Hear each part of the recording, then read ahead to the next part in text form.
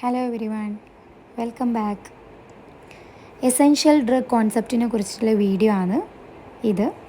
നമുക്ക് essential drug concept definition എന്തെന്ന് നോക്കാം.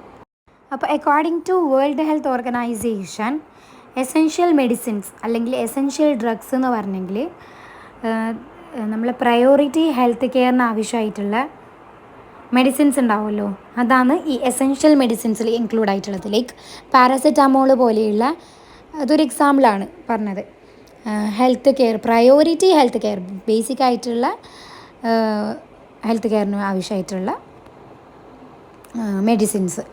അപ്പോൾ ഈ എസെൻഷ്യൽ മെഡിസിൻസ് അഥവാ എസെൻഷ്യൽ ഡ്രഗ്സ് എല്ലാ സമയത്തും അവൈലബിൾ ആയിരിക്കണം, അഡിക്വേറ്റ് എമൗണ്ടിൽ അവൈലബിൾ ആയിരിക്കണം, അപ്രോപ്രിയേറ്റ് ഡോസേജ് ഫോമിൽ അവൈലബിൾ ആയിരിക്കണം, പിന്നെ അഫോർഡബിൾ റേറ്റിൽ അത് അവൈലബിൾ ആയിരിക്കണം. അപ്പോൾ ഫസ്റ്റ് എസെൻഷ്യൽ ഡ്രഗ് ആയിരുന്നു ഉണ്ടായിരുന്നത്.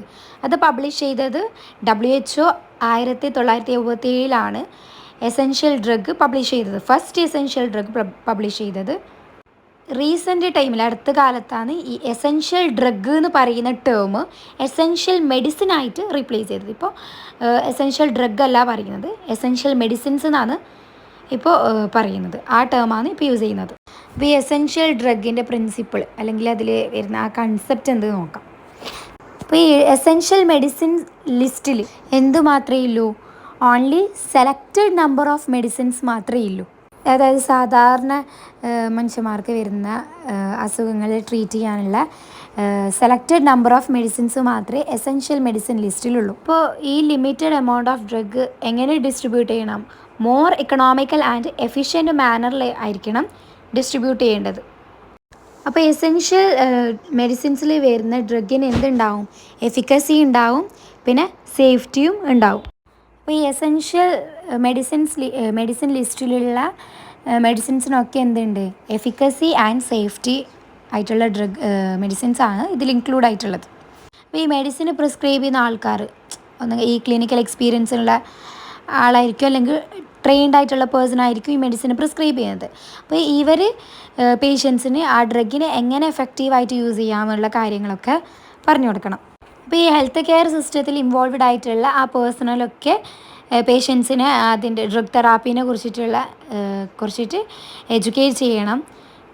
അപ്പോൾ അങ്ങനെ എഡ്യൂക്കേറ്റ് ചെയ്യുമ്പോഴാണ് നമുക്ക് അഡ്വേഴ്സ് എഫക്റ്റ് കുറച്ചുകൊണ്ട് ബെറ്റർ എഫിക്കസി പേഷ്യൻസിന് പ്രൊഡ്യൂസ് ചെയ്യാൻ വേണ്ടിയിട്ട് പറ്റും.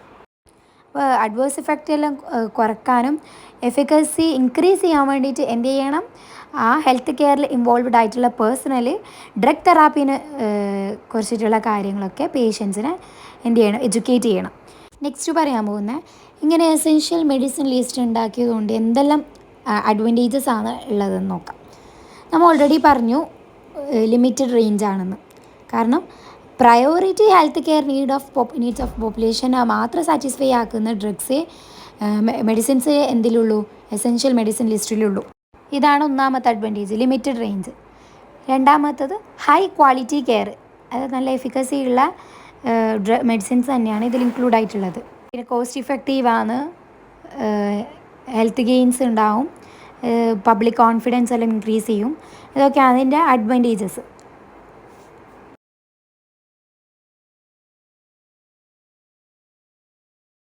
അപ്പോൾ ഫസ്റ്റ് മോഡൽ ലിസ്റ്റ് പബ്ലിഷ് ചെയ്തത് ഓൾറെഡി പറഞ്ഞു 1977. അതിൽ 200 ആക്റ്റീവ് സബ്സ്റ്റൻസ് ഉണ്ടായിരുന്നു.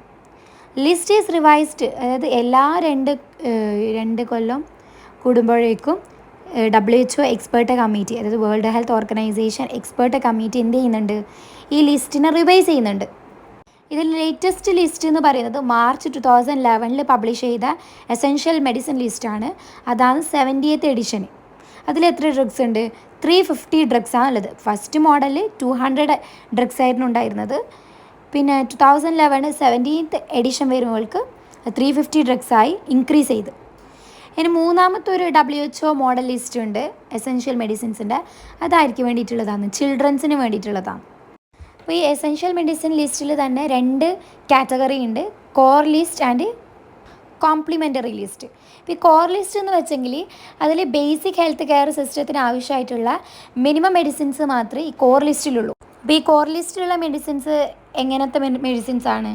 മോസ്റ്റ് എഫിക്കേഷ്യസ് ആയിട്ടുള്ള safe and cost effective medicine ആണ്. അതായത് പ്രയോറിറ്റി കണ്ടീഷന് ട്രീറ്റ് ചെയ്യുന്ന കോസ്റ്റ് എഫക്റ്റീവ് ആയിട്ടുള്ള എഫിക്കേഷ്യസ് ആയിട്ടുള്ള സേഫ് ആയിട്ടുള്ള മെഡിസിൻസ് ആണ് കോർ ലിസ്റ്റിലുള്ളത്. അപ്പോൾ കോംപ്ലിമെൻ്ററി ലിസ്റ്റിൽ എങ്ങനത്തെ മെഡിസിനാണ്? കോംപ്ലിമെൻ്ററി ലിസ്റ്റിലാണെങ്കിൽ പ്രയോറിറ്റി ഡിസീസിന് ആവശ്യമായിട്ടുള്ള മെഡിസിൻസ് ആണ്, എസെൻഷ്യൽ മെഡിസിൻസ് ആണ് കോംപ്ലിമെൻ്ററി ലിസ്റ്റിലുള്ളത്.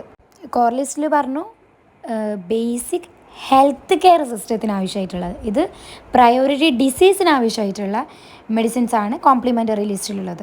അപ്പോൾ ഈ കോംപ്ലിമെൻ്ററി ലിസ്റ്റിൽ ഇൻക്ലൂഡ് ആയിട്ടുള്ള കാര്യങ്ങളാണ് specialised diagnostic and monitoring facilities ഉണ്ട്. പിന്നെ സ്പെഷ്യലിസ്റ്റ് ഉണ്ട്, ഈ മെഡിക്കൽ കെയറിൽ എക്സ്പേർട്ടായിട്ടുള്ള സ്പെഷ്യലിസ്റ്റ് ഉണ്ട്.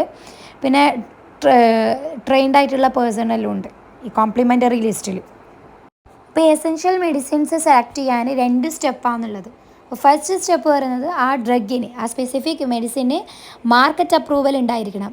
എന്തിൻ്റെ ബേസിൽ? എഫിക്കസി ഉണ്ടായിരിക്കണം, സേഫ്റ്റി, ക്വാളിറ്റീൻ്റെ എല്ലാം ബേസിൽ മാർക്കറ്റ് അപ്രൂവൽ ഉണ്ട മെഡിസിൻ ആയിരിക്കണം എസെൻഷ്യൽ മെഡിസിനിൽ ഇൻക്ലൂഡ് ആയിട്ടുണ്ടാവേണ്ടത്. അങ്ങനത്തെ മെഡിസിൻസ് ആയിരിക്കണം സെലക്ട് ചെയ്യേണ്ടത്.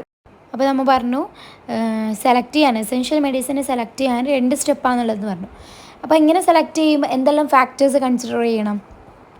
Pattern of prevalent disease, treatment facility, training and experience of available personnel, financial resource, പിന്നെ genetic, demographic and environmental factors, പിന്നെ എഫിക്കസിനും സേഫ്റ്റിനെ കുറിച്ചിട്ടുള്ള കാര്യങ്ങളൊക്കെ നോക്കിയിട്ട് വേണം. ഇതൊക്കെയാണ് ഫാക്ടേഴ്സ്. ഈ കാര്യങ്ങളൊക്കെ നോക്കിയിട്ട് വേണം എസെൻഷ്യൽ മെഡിസിന് സെലക്ട് ചെയ്യാൻ വേണ്ടിയിട്ട്. എന്തൊക്കെയാണ് എസെൻഷ്യൽ മെഡിസിൻ്റെ ആപ്ലിക്കേഷൻസ്? ഇപ്പോൾ ഹെൽത്ത് കെയർ പ്രൊവൈഡേഴ്സിന് എന്തുണ്ട്? ബേസിക് ആയിട്ടുള്ള ട്രെയിനിങ് എല്ലാം ഉണ്ടാവും. അങ്ങനത്തെ പേഴ്സണലായിരിക്കും എസെൻഷ്യൽ മെഡിസിനിൽ ഇൻവോൾവ്ഡ് ആയിട്ടുള്ളത്. ഹെൽത്ത് ഇൻഷുറൻസ് ഉണ്ടാവും, drug donation and international aid, പിന്നെ മോണിറ്ററിങ് സിസ്റ്റംസ് ഉണ്ടാവും. അതായത് ഡ്രഗിൻ്റെ ഈ മെഡിസിൻ്റെ അവൈലബിലിറ്റിനെ കുറിച്ചിട്ടും പ്രൈസിങ്ങിനെല്ലാം കുറിച്ചിട്ട് മോണിറ്റർ ചെയ്യാൻ വേണ്ടിയിട്ട് മോണിറ്ററിങ് സിസ്റ്റം ഉണ്ടാവും. പിന്നെ പബ്ലിക് എഡ്യൂക്കേഷൻ, ഇതൊക്കെയാണ് ഇതിൻ്റെ പ്രാക്ടിക്കൽ ആപ്ലിക്കേഷൻസ്. അപ്പോൾ ഇത്രയൊക്കെയാണ് എസെൻഷ്യൽ മെഡിസിനെ കുറിച്ചിട്ട് എക്സ്പ്ലെയിൻ ചെയ്യാനുള്ളത്. ഈസി ആയിട്ടുള്ളൊരു ടോപ്പിക്കാണ്. നെക്സ്റ്റ് വീഡിയോയിൽ പുതിയൊരു ടോപ്പിക്ക് ഡിസ്കസ് ചെയ്യാം. ബൈ.